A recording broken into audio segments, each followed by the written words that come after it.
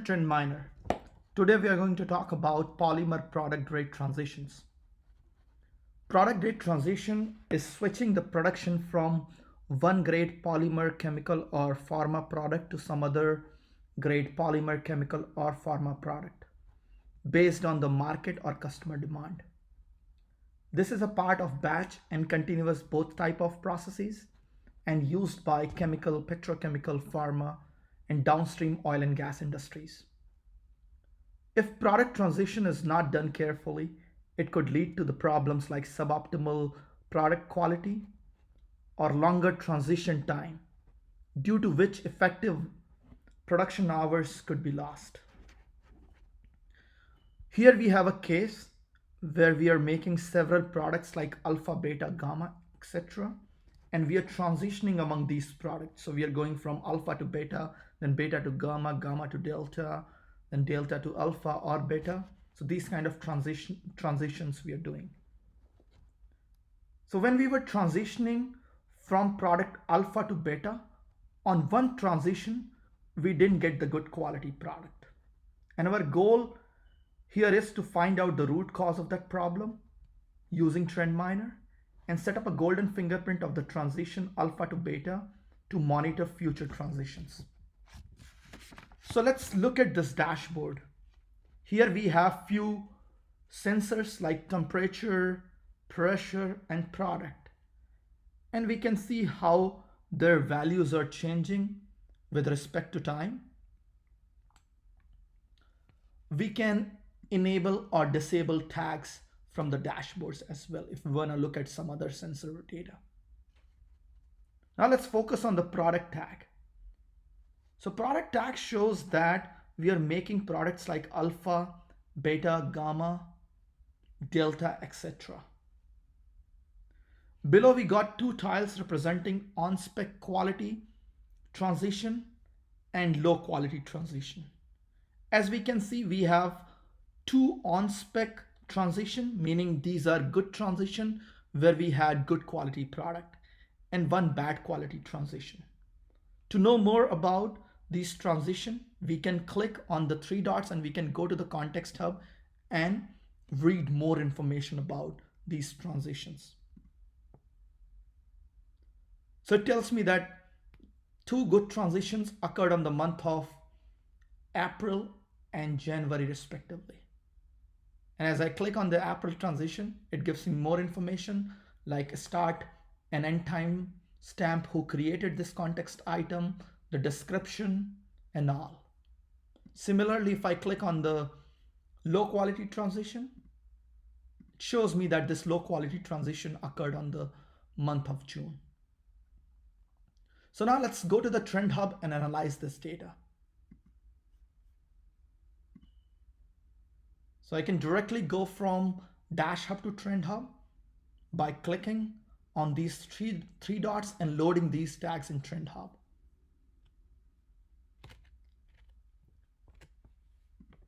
As I load these tags, some of the tags are visible and some of the tags are hidden. And the active tag list is here. In the active tag list, I have a couple of reactor flows, some temperatures, temperature of cooling waters, some pressures and flows. Now to find out the root cause behind this bad transition, we can compare bad transition to two other good transitions.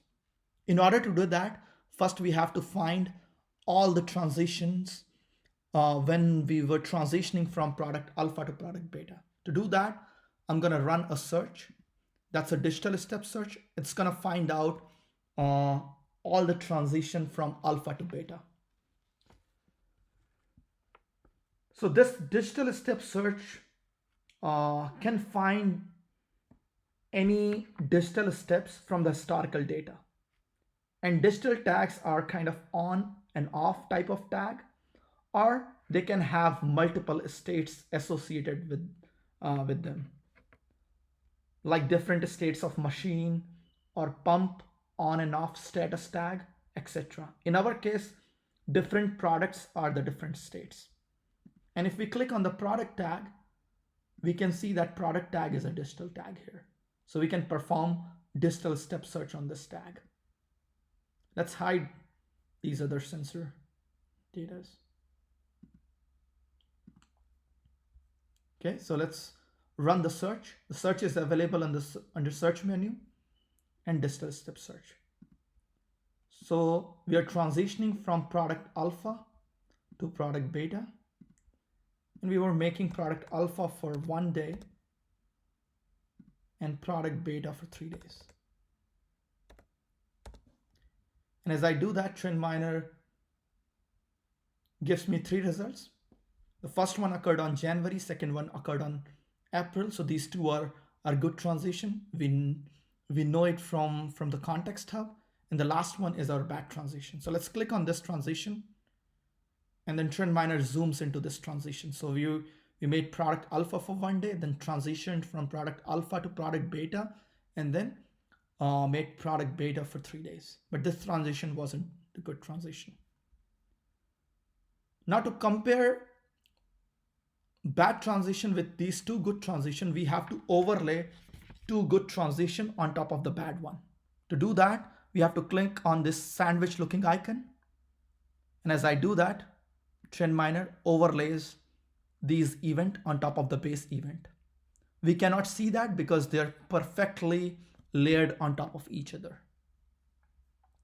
But we can bring other tags and see what was happening on the other tags during these 3 transitions. So let's bring these flows.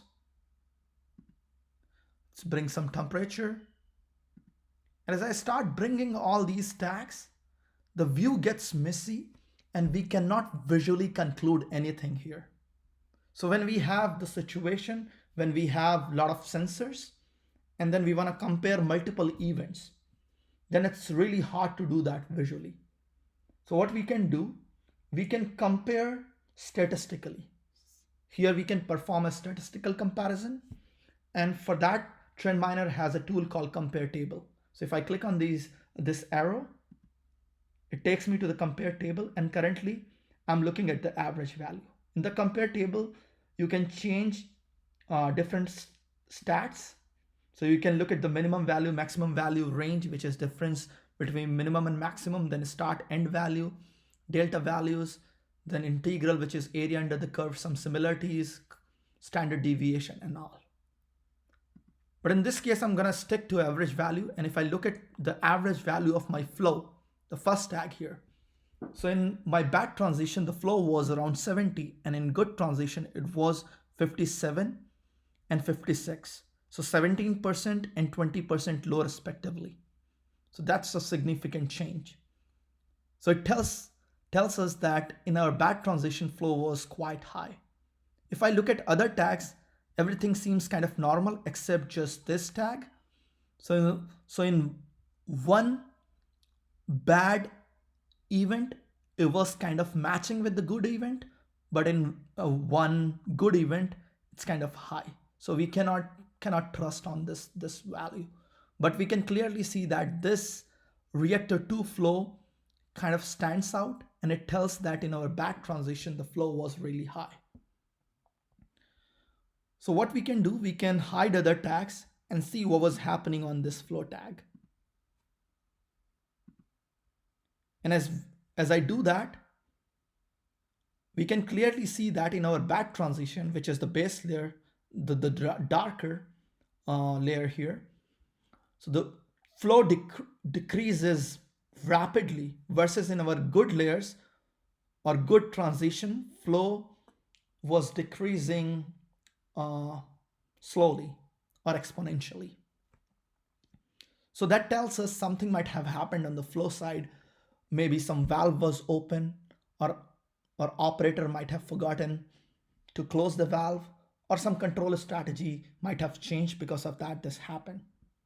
So clearly flow is the culprit here. Okay, so that we find out from our this analysis or a statistical comparison analysis. Now the next part is to create a golden fingerprint so that we can monitor this transition so that this kind of phenomena doesn't occur next time. To do that, I'm gonna just delete my bad layer because I don't want to include my bad layer in the fingerprint. So I can make one of my good layer as my base layer and then delete this bad layer. So now I have two good transitions. I can bring some other tag and see if that tag is stable. So if I look at the pressure, this yellow one here, it's kind of a zigzaggy. But if I look at this temperature here, temperature looks kind of stable in these two transitions. So we can take the fingerprint of these two tags using these two transitions. So it's a fingerprint, and I'm going to name it golden transition alpha to beta. I'll save this fingerprint. Now this fingerprint can be used to track our future transition. So I can set up a deviation alert here, detect deviation, and I'm gonna provide a search here. And search would be alpha to beta. The search we perform to find out these transition, that would be our detection search or detection trigger here. And then I can provide my information here or my colleague's information. In the subject, I can say deviation alpha to beta.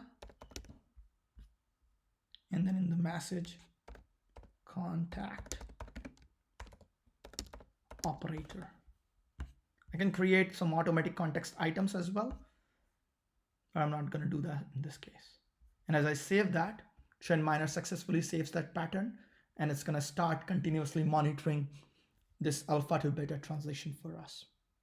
So that's how Trend Miner can help you to find out the root cause behind these kind of problem and to create a fingerprint so that you can track your process better.